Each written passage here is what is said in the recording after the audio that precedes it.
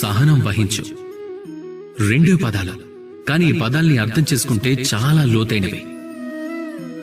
ఒక చిన్నపాటి ఆయుధాన్ని తీసుకోండి. ఒక విశాలమైన కొండ మీద నిరంతరంగా దాడి చేయండి. ఇక ఈ పనిని సహనంతో చెయ్యండి. ఇక ఏదో ఒక రోజు మీరు ఆ విశాలమైన కొండను తవ్వి మీరొక మార్గం వేయగలరు. ఒక విలుకాడు తను విద్య నేర్చుకుంటున్నప్పుడు తను కూడా సహనంగా ఉండడం చాలా అవసరం అవుతుంది. తనకు తాను సమయం ఇచ్చుకోవాల్సి ఉంటుంది. అప్పుడే తను విలువిద్య నేర్చుకుంటాడు. అలాగే మన జీవితంలో కూడా అన్నింటికంటే సహనం చాలా అవసరం.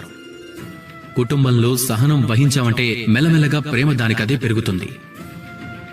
సమాజంలో సహనం వహించామంటే మెల్లమెల్లగా ఈ సమాజం మిమ్మల్ని గౌరవిస్తుంది. ఒకవేళ మీ జీవితంలో మీరు సహనం వహించారు అంటే మీలో ఆత్మవిశ్వాసం దానికదే పెరుగుతుంది. మీరు పైకి ఎదుగుతారు. సహనంతో ఉంటే జీవితంలో అన్నీ సాధ్యమవుతాయి. మెల్లమెల్లగా జరగచ్చే కానీ